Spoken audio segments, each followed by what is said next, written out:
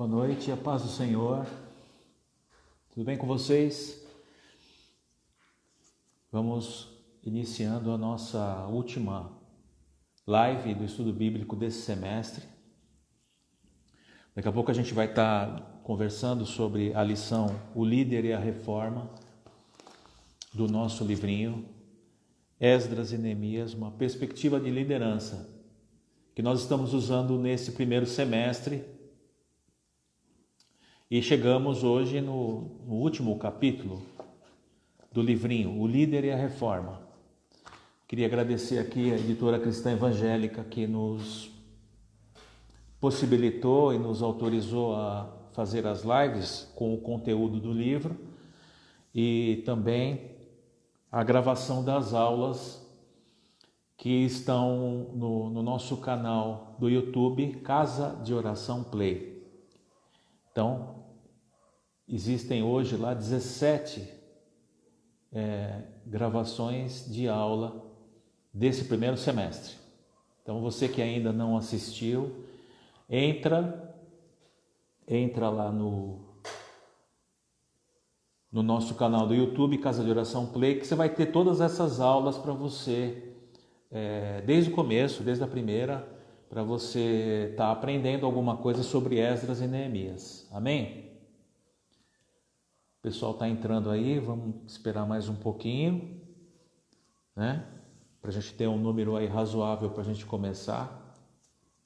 A gente vai, essa lição de hoje, O Líder e a Reforma, ela está no capítulo 13 do livro de Neemias. Amém?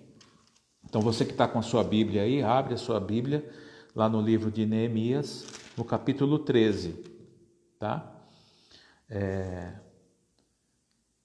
Logo depois, né, do capítulo 13, que vai até o versículo 31, já começa o livro de Esther. Amém?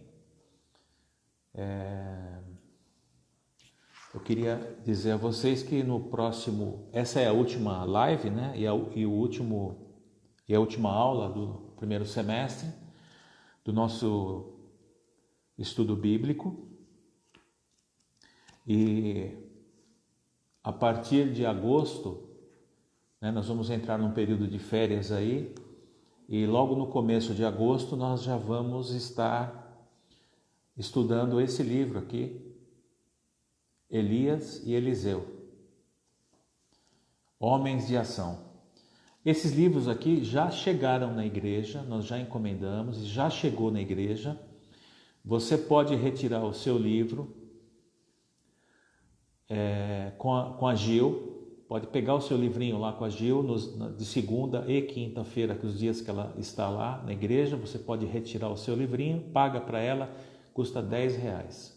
Tá? Os professores também que quiserem já pegar o seu livro, esse aqui tem o exemplar do professor, então você também pode retirar com a Gil e também vai pagar também o seu lá, R$10 para a irmã Gil. Amém? Então todos os professores podem ir lá retirar com a Gil. Ou no segundo sábado do mês, nós estaremos lá na igreja entregando os kits da Santa Ceia e você pode retirar comigo o livrinho lá também, né? Esse livrinho para o segundo semestre já pode ir estudando, amém? Você já pode ir lendo as lições e antecipando, amém? Glória a Deus. Vamos orar? Pai amado, Deus bendito, nós, ó Pai, entramos nos Teus átrios, ó Pai, com hinos de louvor, ó Pai, dizendo que nós Te amamos, ó Pai, dizendo que nós Te adoramos, ó Pai, que o Senhor é o Deus das nossas vidas, ó Pai. Ó Pai, obrigado por tudo, Pai, que o Senhor nos dispensa a nós, ó Pai, obrigado, Pai, pelo conhecimento, Pai, que o Senhor dispensa através da Tua palavra, ó Pai. Vem essa noite, ó Pai, nos ajudar a entender, ó Pai, essa lição e entender mais da vida de Neemias, Senhor, e o líder que eles foram, Pai. E nos inspire, Senhor, a ser esses líderes também na nossa comunidade, Pai. Fica conosco, ó Pai, nos abençoa, abre o nosso entendimento, em nome de Jesus. Amém.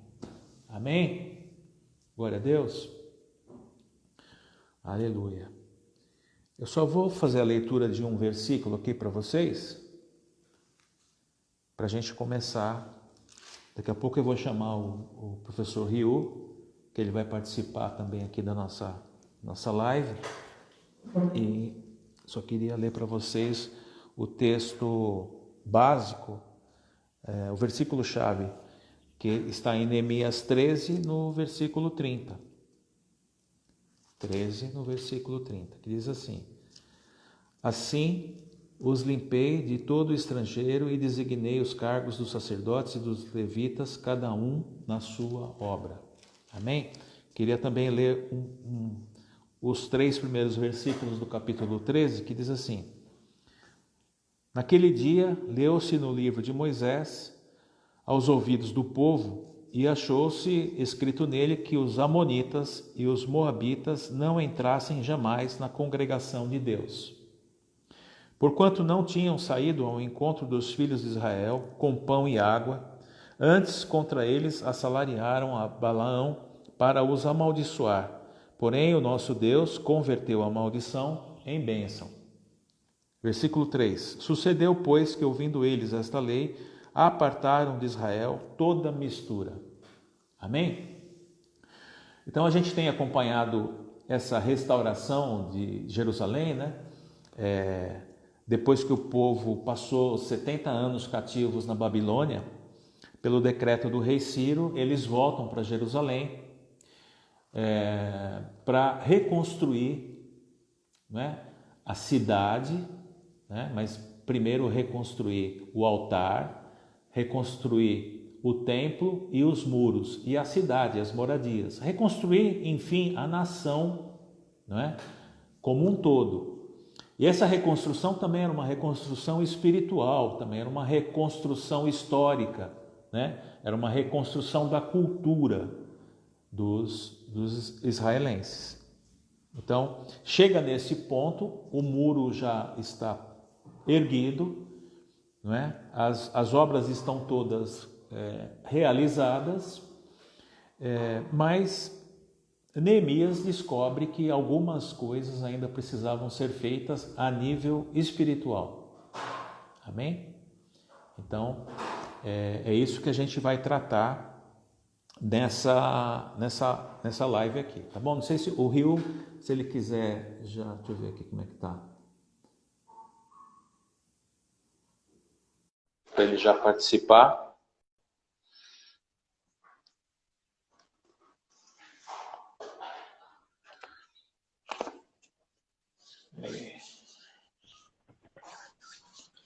Boa noite, Rio. Paz do Senhor, tudo bem? A paz, tudo bom? Tá me enxergando?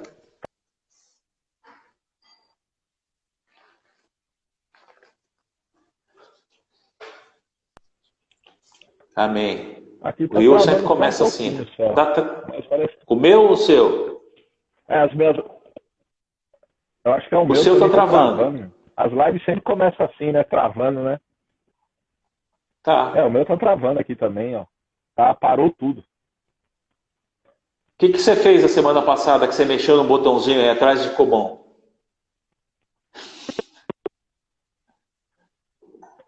Dá uma arrumadinha aí. E de novo. Liga o turbo aí. Peraí. Amor? Amor é a Calu, gente? Eu acho que agora foi. Vamos assim? Amor. Quando eu falo amor, é a produção aqui, ó. Amor é a produção, tá?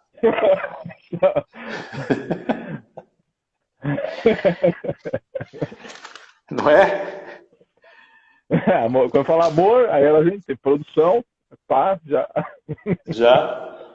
Para de fazer a janta e a Rose está fazendo a janta lá também. Aí se eu falo, Rose, ela já larga tudo, vem aqui para me ajudar. Aperta start de novo, né? É técnica de computação aqui. Olha o nosso livrinho do segundo semestre aqui, ó. Elias e Eliseu. Estava falando para o povo aí que já tá lá na igreja já chegou lá o exemplar lá na igreja. Quem quiser retirar lá com a Gil pode retirar.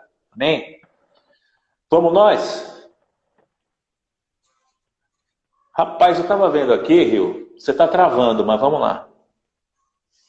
Ainda bem que você está travando e não está travado, né? Tudo bem. Aí, se tivesse travado, era ruim. Deixa eu só ver um negócio. Mexe naquele botãozinho lá. Vamos ver se melhora. Aí. Já tem que abrir Vamos a lá. porta já. Acho que agora foi. É, o Wi-Fi está em outro cômodo, é isso?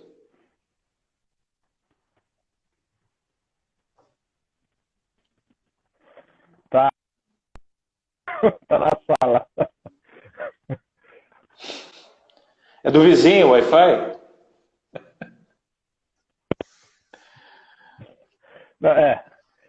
Na realidade, eu acho que é o vizinho que pega nós aqui e rouba o sinal aqui, ó. Precisa mudar a senha, né? Vamos lá. Eu estava lendo aqui, eu achei interessante, Rio, a gente podia começar por aí, que eles estão, o povo, ele se coloca, né, lendo a Bíblia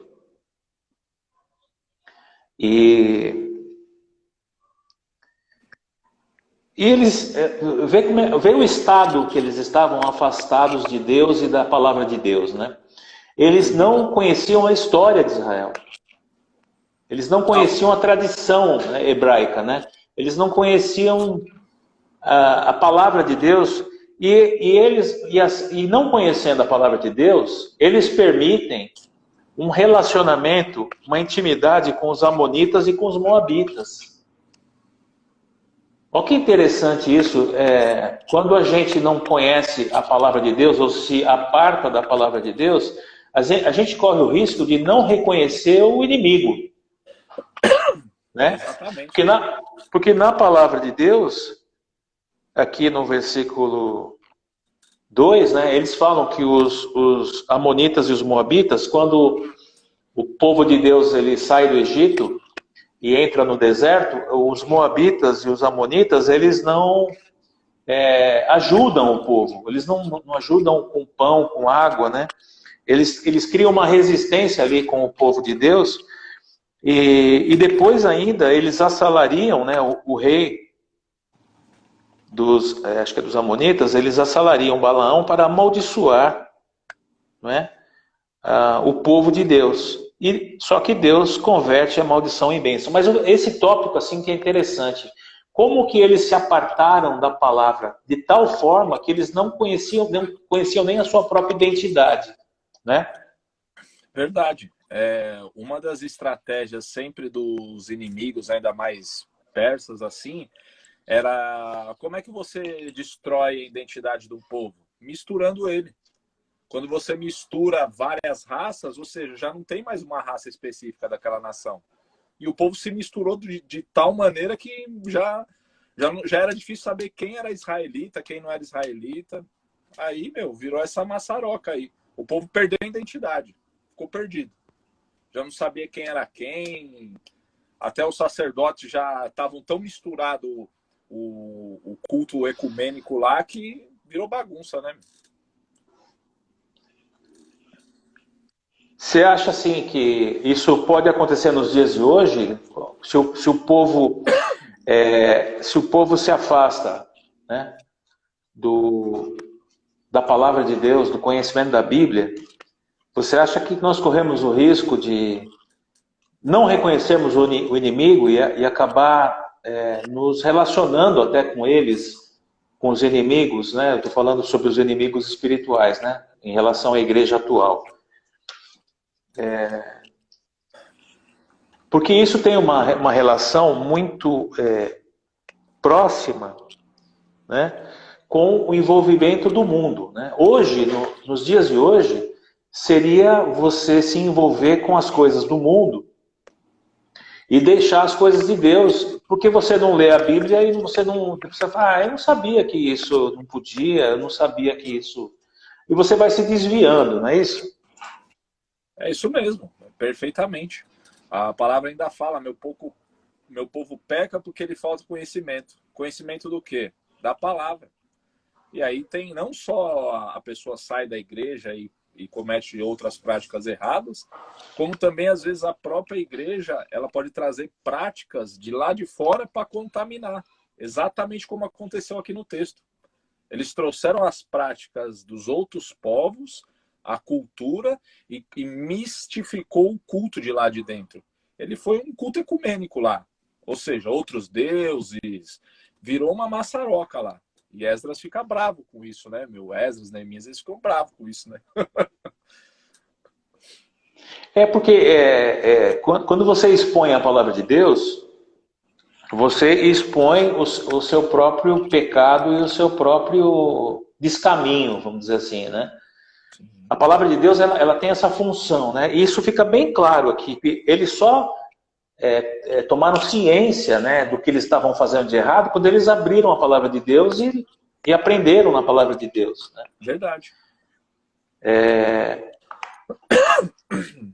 Eu fico assim pensando, né? Porque quando você fala em estudo bíblico em qualquer igreja, não é só na nossa não, em qualquer igreja, você não tem muito ibope, né? A gente está aqui com 7 pessoas. Exatamente, verdade. Sendo que 2 delas é eu e você. Pra você ver, né? Mas, assim, se por acaso a palavra de Deus não atrai, vamos nós então aprender. Eu estou aqui disposto, eu quero aprender com você essa noite, então, né? E conversar com você e aprender, porque realmente chega a ser frustrante, vou te falar a verdade. É verdade. É meio aquele sentimento de decepção, né, meu? Mas Faz se tem uma pessoa que está disposta a ouvir eu e você, nós vamos falar aqui da palavra de Deus para essa pessoa e vamos tentar que isso cause alguma transformação na vida de nós e de quem está aí. Sim. Vamos lá. Mas foi que nem você falou, Paulo. Às vezes a gente acha assim, poxa, é na nossa igreja que isso acontece. Nas outras igrejas, nas tradicionais, nas renovadas, Sim. nas pentecostais, quando você fala de exposição e estudo da palavra, cara, é meia dúzia, 10 alunos numa sala de aula, e às vezes a igreja tem 1000 membros, tem 500 membros, tem 300 membros. Agora, se você fala, vamos supor, vou fazer um culto profético de não sei o que lá. Rapaz, online vai parecer que a igreja inteira vai estar online. Culto da bênção. Mas, né? Culto da bênção. É isso aí mesmo. 70 profetas, como é que é? O que tem por aí? 318, agora é 318. 70 era mais antigo, né? Quando era... Não tava tão grande assim, né? Aí, então, parece que isso é uma coisa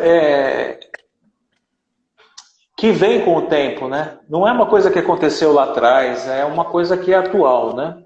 Muito. Do fato de as pessoas, elas não... Eu não sei se a pessoa tem medo de se conhecer, tem que seguir. Né? Então, pelo menos eu vou alegar a ignorância no tribunal, entendeu? Não é bem por aí, né? Não, nem no tribunal você pode alegar a ignorância da lei. Não existe. Exatamente. Né? E no mundo espiritual, muito menos.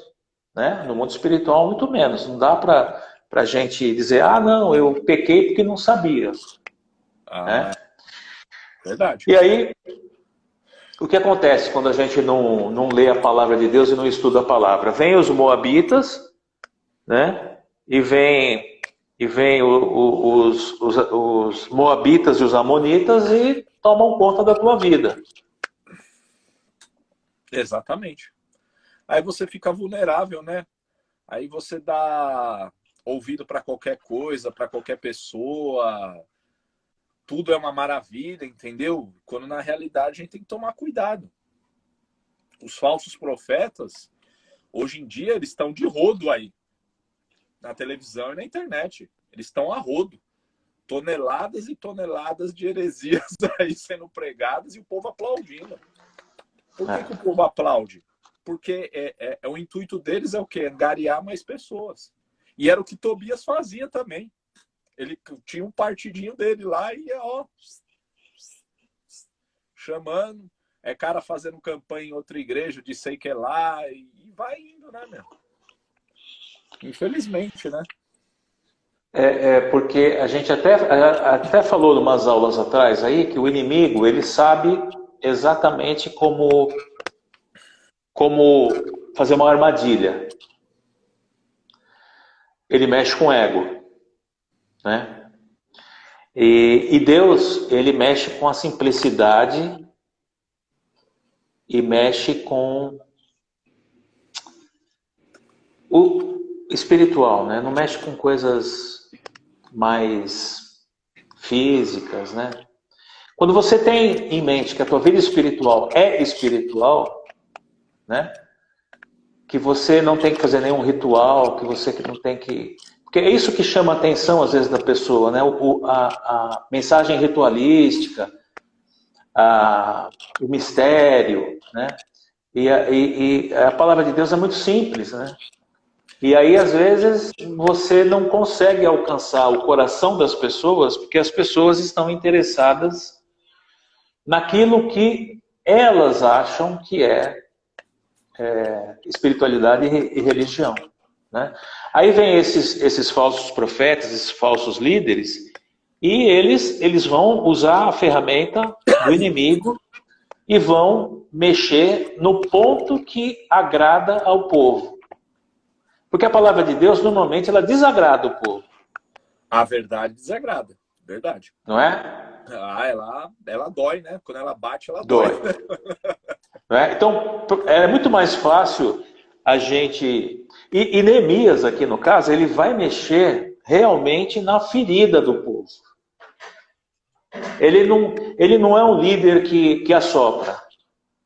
Ele é um líder que aperta, que belisca. Bate, né? Que bate. Até tem um versículo aqui que eu vou pular um pouco, Rio, que é interessante aqui, que fala assim, ó, deixa eu ver. Ai, meu Deus, deixa eu ver se eu acho aqui. Aqui, o versículo 25, né? Ele falando sobre casamento com estrangeiros. Vou adiantar só porque eu lembrei desse versículo aqui, e eu achei sensacional, velho.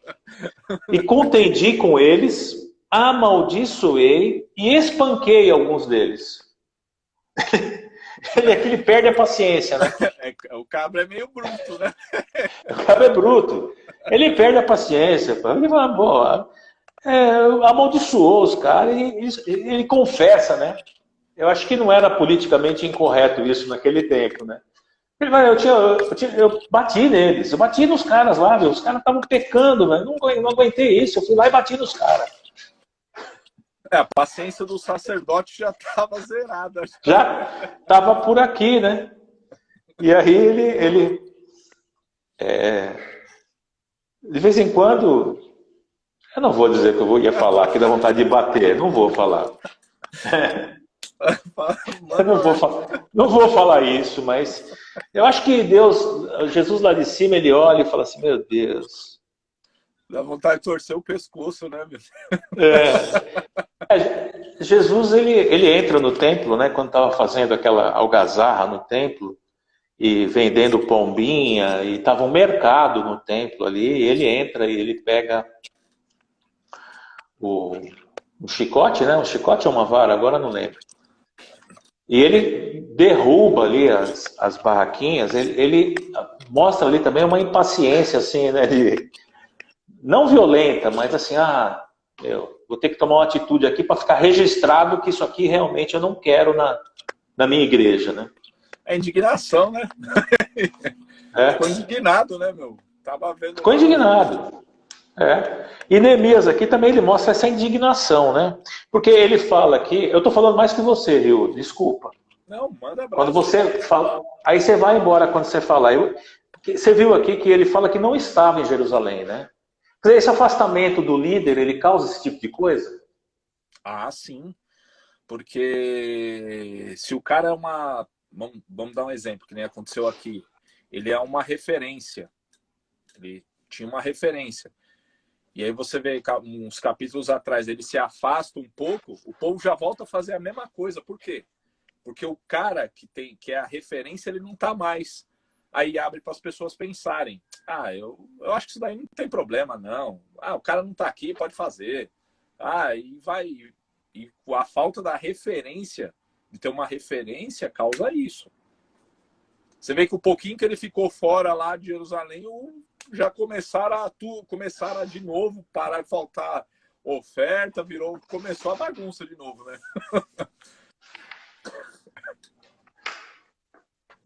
Inclusive aqui, né, fala que... Olha, mas assim, vê por que o cara perde a paciência também. Vê que o sacerdote,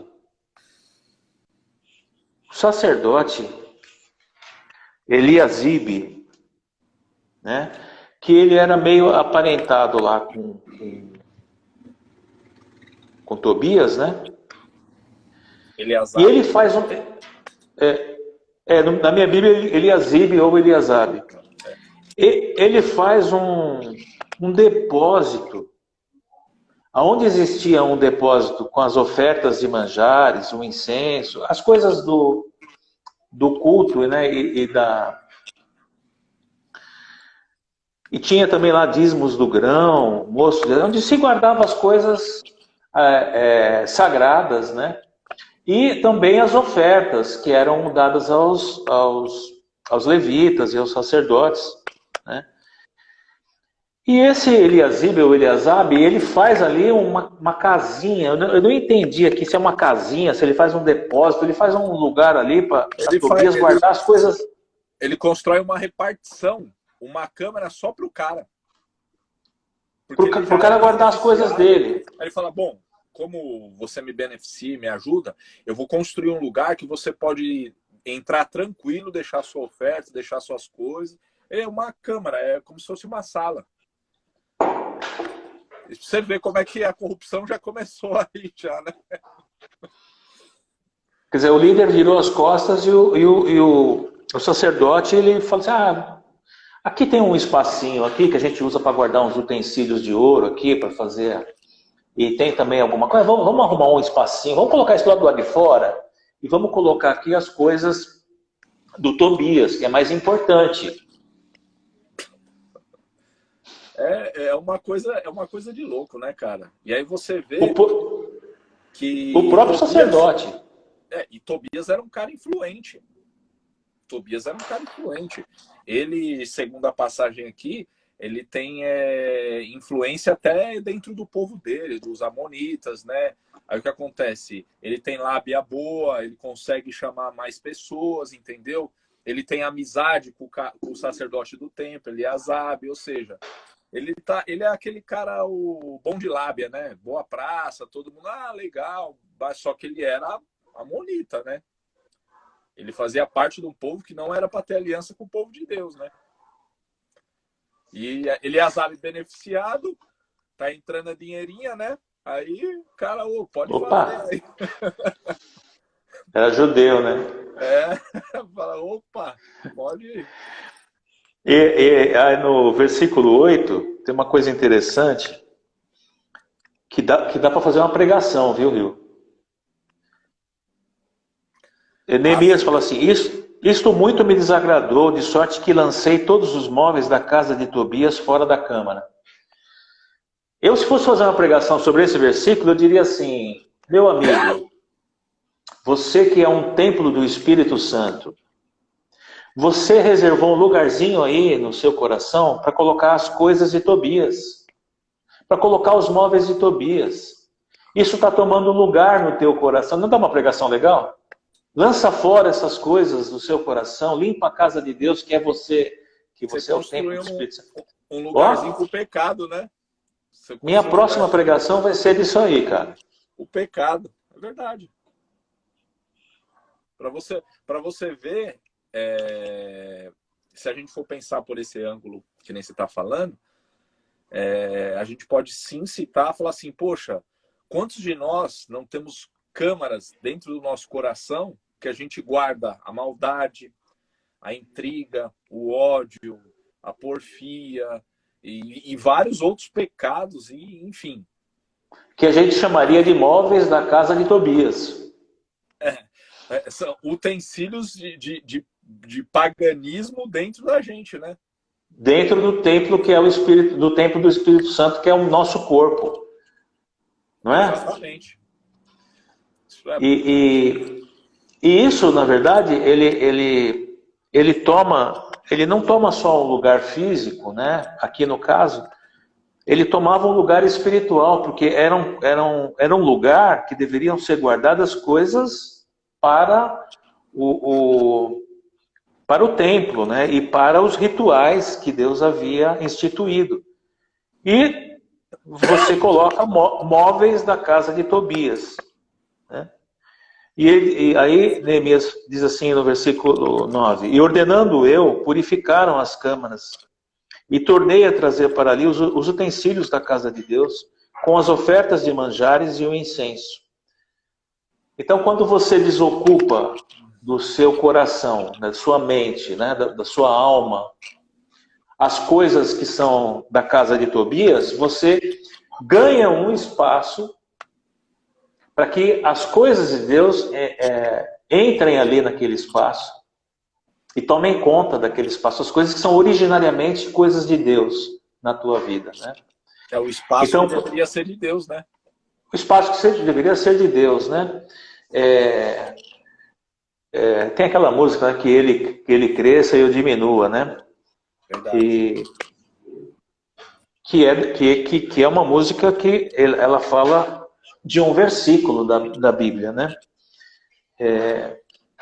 E que deve ser uma coisa que vá orientar a nossa vida espiritual, né? Quer dizer, nos afastarmos cada vez mais das coisas que não são de Deus, porque elas tomam um lugar na nossa vida prática, no nosso corpo, na nossa mente, coisas que não precisam, a gente não precisa carregar. A gente tem falado bastante tempo isso sobre coisas que não devemos carregar, né? Vamos lá. Se torna um lugar de privilégio, né? Ou seja, era uma câmara só dele, que ele podia trazer e entrar a hora que ele quisesse, trazer o que ele quisesse. Ou seja, ali ele já tinha se acomodado. Eu entro, saio a hora que eu quero e coloco aquilo que eu quiser aqui dentro. E diz aqui no versículo 5 que era um depósito grande.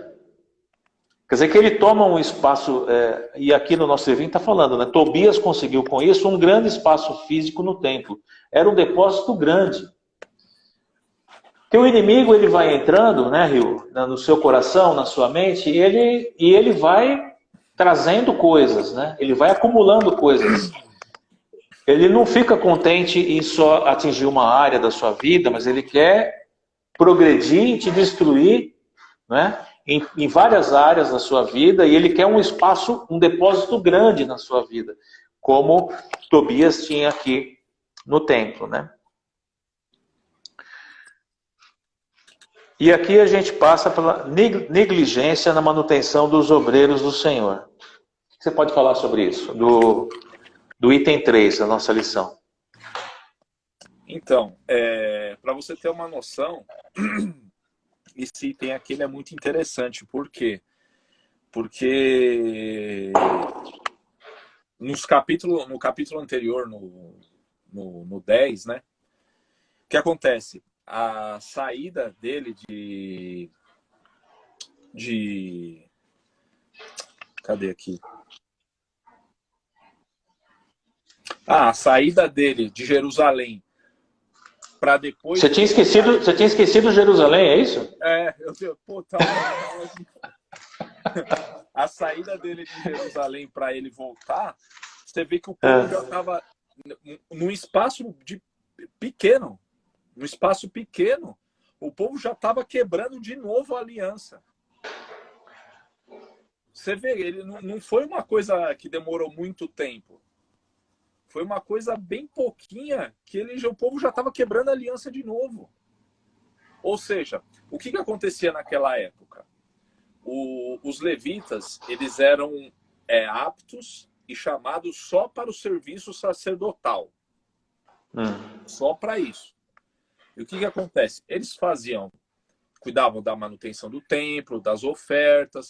As ofertas que entravam também eram de sustento deles, porque eles dependiam daquilo que o povo ofertava. Ou seja, quando o povo para de ofertar, para de trazer as ofertas, o que acontece? O sacerdote não vai morrer de fome, né? Aí o que ele tem que fazer? Ele tem que trabalhar. Era isso que o profeta Malaquias lá estava reclamando. Porque os sacerdotes estavam saindo para trabalhar. E eles não estavam mais se preocupando com o templo. Ou seja, eles precisavam comer. Então, poxa, a gente vai ter que trabalhar. Tanto que a palavra aqui ainda fala que eles foram para o campo. Foram trabalhar. Por quê? Porque o pessoal parou de ajudar. E aí ele fica nervoso e aí fala, não, vamos parar com isso daqui. Vamos restabelecer eles dentro do templo. E vocês, israelitas aqui, para de ser cara de pau e vem trazer as ofertas, os dízimos, entendeu? Para que eles cuidem do templo. E o que acontece hoje em dia? Se eu e você para de trazer oferta, trazer dízimo e parar, o que acontece? Existem inúmeros ministérios que os pastores, eles são sustentados pela casa do Senhor. E isso é digno, é lícito. A palavra apoia isso. O obreiro é digno do seu salário. Só que como é que um pastor vai sobreviver se a comunidade não ajuda? Tá certo, a gente está vivendo um momento de crise, muitos estão sem salários, né? Infelizmente, né? Outros têm contratos aí cancelados por um tempo por causa dessa pandemia, enfim, complicado. Mas assim, em situações normais, que nem estava lá, poxa, por que o povo parou de trazer? Ou seja, começou o desleixo com a obra de Deus de novo. Ou seja, mas o cara é sacerdote. Não, mas ele está bem de saúde, ele se vira e trabalha. Não. Na antiga aliança, os levitas eram separados somente para isso. Os da tribo de Levi cuidavam do quê? Do templo, dos utensílios do templo, da manutenção do templo. Você entendeu? E que nem eu estava falando na aula, tem muita gente que fala, não, esse negócio de oferta, dízimo, isso daí é tudo Isso aí é do Antigo Testamento, isso aí não tem nada a ver. Eu falei assim, realmente, velho, não tá nos 10 mandamentos, né? Tá até antes dos 10 mandamentos, né?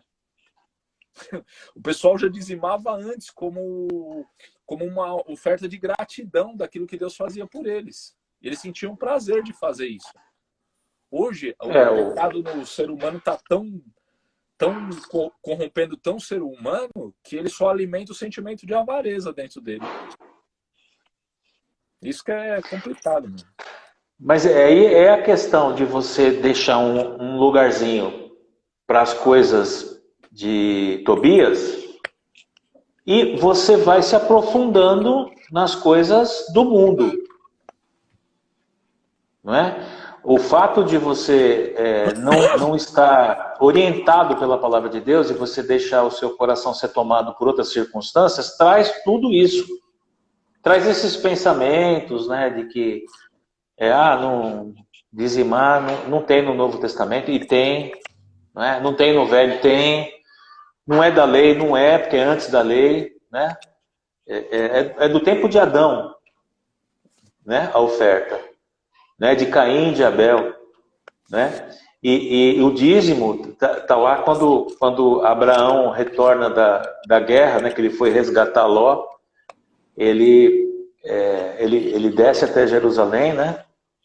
E está lá Melquisedeque, e ele dá o dízimo do despojo para Melquisedeque, e Melquisedeque celebra a ceia com pão e vinho com ele, né?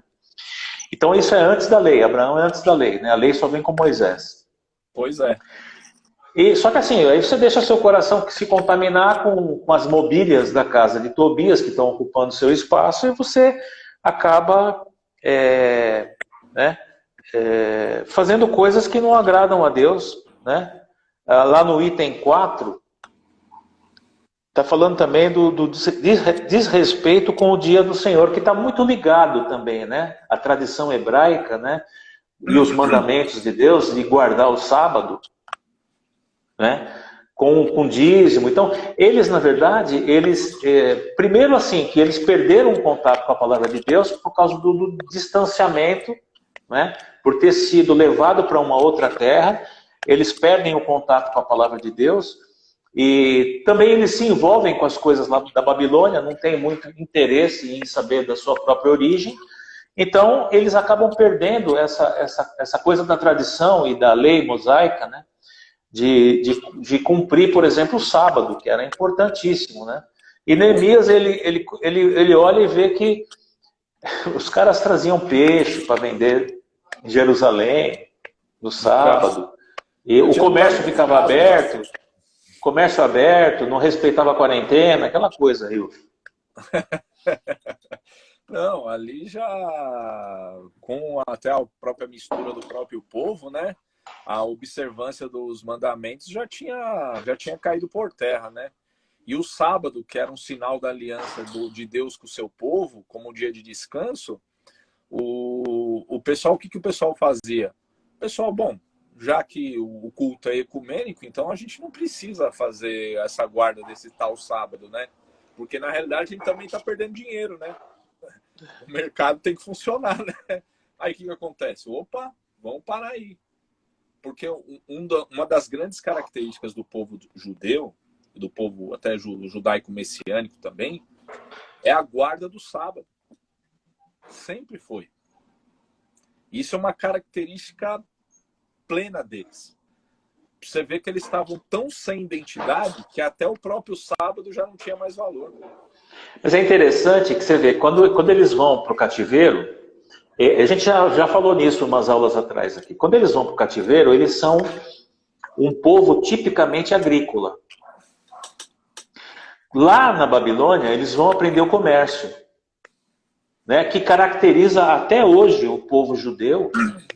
Né, eles são os maiores banqueiros hoje, nos dias atuais, eles são os maiores comerciantes, eles são os bambambam, né, da grana. Né?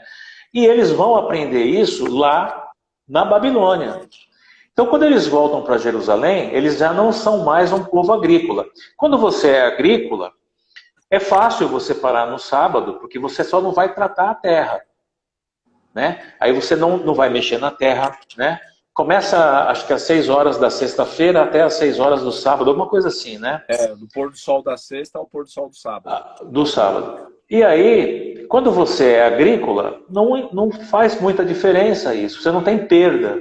Porque a terra, no outro dia, você vai tratar, o leite você vai tirar no outro dia,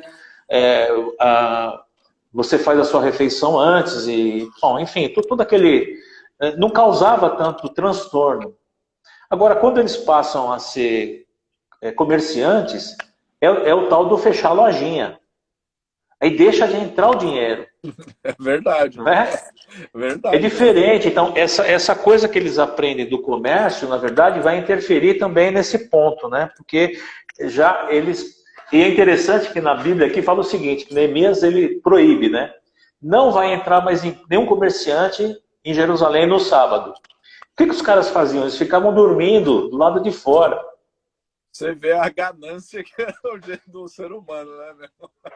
Cara, mas isso é muito espiritual também, Rio. Isso é muito espiritual também, sabe? Quando a palavra de Deus fala uma coisa pra gente, ela é taxativa. A gente, aqui no nosso livrinho está falando que a gente não pode negociar com fidelidade e com obediência. Não há negociação entre o povo de Deus e Deus. Ele não negocia, a palavra dele, ponto. Mas a gente dá um jeitinho. Eu não posso entrar no sábado em Jerusalém. O que eu vou fazer? Vou ficar aqui fora. Eu vou até lá. Quer dizer, né? Tipo assim, eu não vou pecar aqui nessa área porque a palavra diz que não, mas eu vou, né? Eu vou fazer do outro jeito. Vou chegar no limite. O jeitinho brasileiro. O jeitinho brasileiro na espiritualidade do povo. É verdade. Pode isso? Mas o ser humano, ele é complicado. Eu estava falando isso com meu pai esses dias.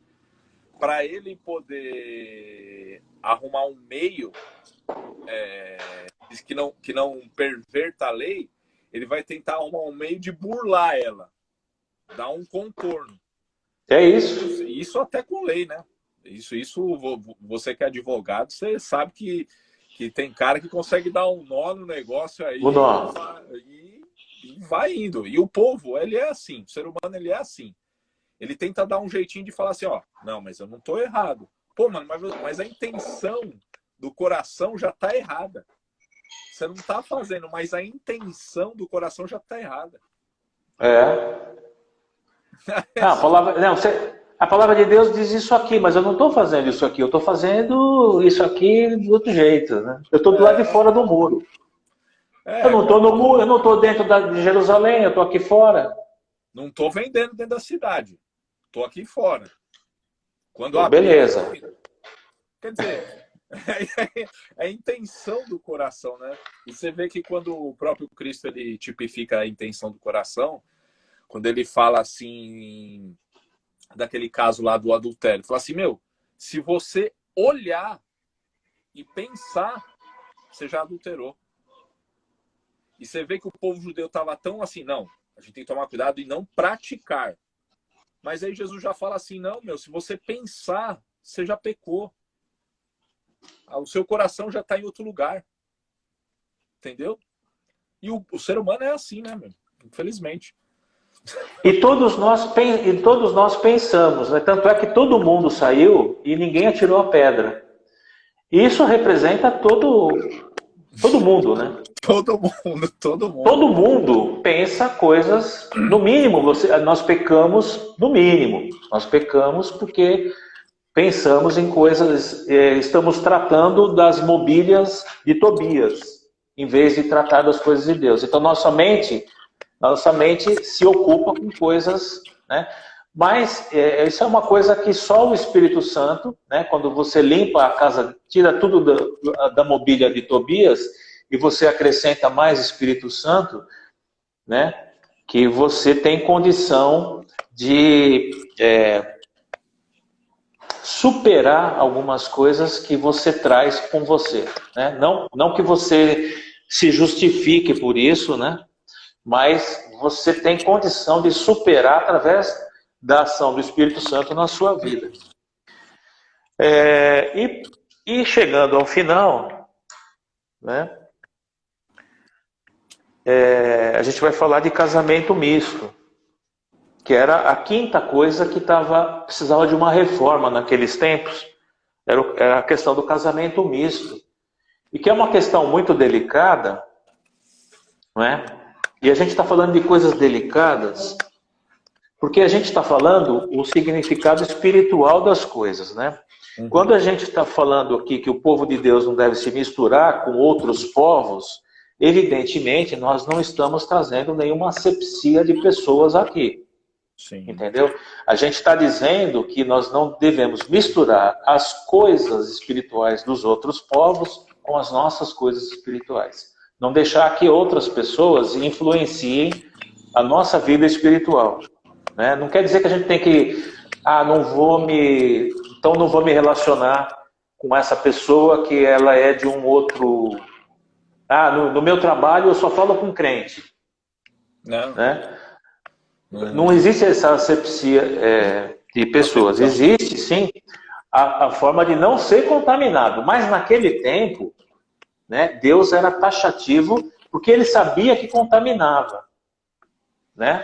Então ele era taxativo. E casamento misto, a gente está falando aqui de coisas que podem contaminar a minha vida espiritual, eu casando com uma pessoa que não é do mesmo meio que eu, né?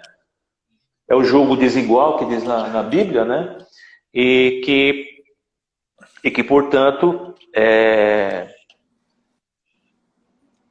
como fez Salomão, né? Ele queria agradar as mulheres, como nós, né, Rio? A gente quer agradar as nossas esposas. Graças a Deus que as nossas esposas são do Senhor também, são convertidas, então a gente não precisa fazer altarzinho para elas aqui em casa, nem na minha casa, nem na sua. Mas o que acontecia? Salomão, ele gostava de moças de outros povos, né? Era como Sansão. Sansão também gostava de descer pro arraial, né? E atrás das mulheres. Eu esqueci agora o povo lá que ele descia pro arraial. Eram dos...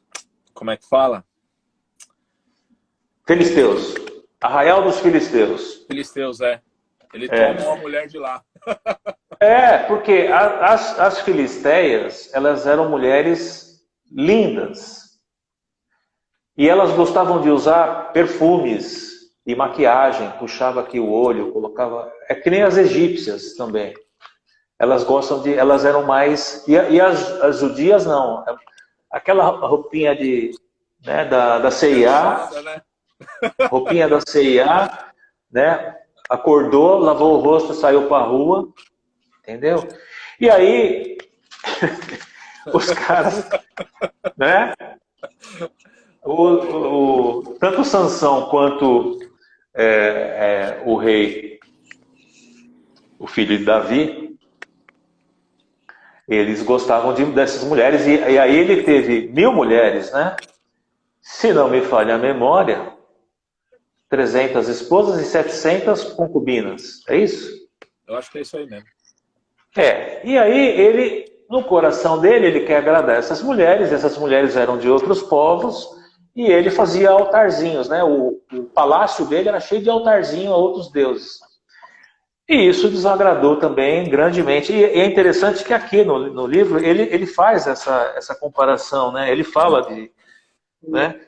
No versículo 26, ele diz assim: porventura não pecou nisto Salomão, rei de Israel, não havendo entre muitas nações rei semelhante a ele, sendo ele amado de seu Deus, e pondo o Deus rei sobre todo Israel, e contudo as mulheres estrangeiras o fizeram pecar. Né? E era isso que o povo de Deus estava fazendo ali, fazendo casamentos mistos, né? E deixando que a influência dessas mulheres ou desses homens, enfim, né, dependendo, começasse a invadir, vamos dizer, a espiritualidade e fundir, né? Você funde uma outra experiência com a sua, e aí você vira nada. É aquela velha história. É o santo e o profano. E aí você tenta fazer o quê? A junção dos dois. Quando Deus chama Israel, ele chama Israel para ser luz entre as nações. E aí o que acontece com Israel? Israel falha na missão. Por quê? Porque Israel se corrompe. Deus adverte Israel inúmeras vezes Deus adverte seu povo, inúmeras vezes Deus ele fica irado com o seu povo. Por quê? Porque Israel é para ser luz, só que aí tem momentos que Israel se torna um povo pagão também. Começa a adorar outros deuses, começa a se misturar, e você vê que aqui ele toma até uma atitude assim meio drástica, porque até o sacerdócio do templo estava casado com amonitas, com esses outros povos. Ou seja, até o sacerdócio já estava misturado. Aí ele toma essa atitude meio radical. Aí você fala, poxa, mas ele foi radical mesmo, né? Pegou pelos cabelos, expulsou ele, não sei lá. Meu, por quê? Porque ele teve que ser radical naquela geração para ele poder preservar as próximas. Se o povo já estava misturado lá, se ele deixa acontecer, ia se dissipar o povo, se desfazer. E às vezes a gente tem que ser assim. Com o pecado a gente tem que ser radical. Se a gente for não, deixa pra lá, a gente vai... Uma hora o negócio vai contaminar geral. E é interessante que o Reino do Norte, ele foi dizimado por causa desses casamentos mistos e por causa que outros povos foram morar lá, né? E acabou, né? 10 das 12 tribos, dessas 10 tribos que moravam lá no Reino do Norte, elas sumiram. Elas não existem hoje. Acabou. Acabou. Acabou, elas estão misturadas. Foi exterminado. E foram exterminadas, né? Quer dizer, das 12 tribos só ficaram 2 tribos, que é o que a gente tem hoje, que a gente chama de Israel hoje. Rio, queria que você fizesse as suas considerações finais, eu já estou te agradecendo, né? Essa é a nossa última live do semestre, né? Nós voltamos agora em agosto, se Deus quiser. Nós vamos estar ocupando esse espaço da sexta-feira de alguma forma, né? A gente vai conversar com o Rogerinho ainda a respeito disso. Queria que você fizesse suas últimas considerações e depois você orasse para a gente encerrar. Pode ser? Pode. Temos aí por volta de 3 minutos, 2 minutos e meio. Amém. Não, o que eu só tenho a falar é que a gente possa se policiar também, né? Foi muito interessante essa lição de Esdras, Neemias aqui pra gente. A gente possa se policiar. Por quê? Porque, querendo ou não, o mundo ele é tentador pra gente. Ele oferece muita coisa. Só que a gente tem que fazer que nem eles. A gente tem que ser meio radical às vezes. Por quê? Porque mais pra frente a gente vai colher os frutos disso, né? Pode não ser a minha geração que vai colher, mas pode ser dos meus filhos, dos seus netos, podem colher as outras gerações. Então, se a gente tem que fazer, a gente tem que cessar o mal. Opa, vamos parar com o mal aqui. É aqui, você tem que dar um ponto final e começar, que nem eles fizeram, tudo de novo, introduziram a lei, tudo. E Deus sempre dá oportunidade pra gente. Sempre dá. Deus, ele é rico em misericórdia, muito rico em misericórdia. E a gente tem que aproveitar essa misericórdia que ele dá para nós, né? Amém. Vamos orar? Vamos orar. Tem 1 minuto para orar. Dá para orar em 1 minuto? Ora aí, pode orar, pode orar. Vai você. Eu? Então vamos lá. Senhor, meu Deus e meu Pai, derrama da sua graça maravilhosa, Senhor amado, sobre a vida dos meus irmãos. Desde já eu já agradeço a todos os irmãos que entraram aqui na live. Também, Senhor. Ô, Senhor amado, que o Senhor possa vir a derramar da sua glória, da sua bênção sobre a tua igreja, papai querido. Vai entrando com providência nas famílias que não têm alimento, que o Senhor possa ser o Deus da providência nessas épocas de pandemia, Senhor. Que o Senhor vá curando aqueles que estão enfermos, Senhor amado. Que o Senhor possa vir a cessar essa praga que está desolando o mundo, Senhor amado. Eu te peço para que teu Espírito Santo possa vir habitar em cada um aqui de nós, Senhor Jesus. E que não nos deixe nossos pés vacilarem, Deus. Que o Senhor possa vir a nos dar perseverança nisso, Senhor Jesus. É isso que eu te peço e te agradeço em nome de Jesus. Amém. Amém. Rio, obrigado. 17 segundos aí. Deus abençoe a todos. Uma boa noite. Fiquem com Deus. E não esqueçam aí que nós voltamos em agosto agora. Amém? Deus abençoe. Obrigado, Rio. Fiquem com Deus. Amém. Tchau.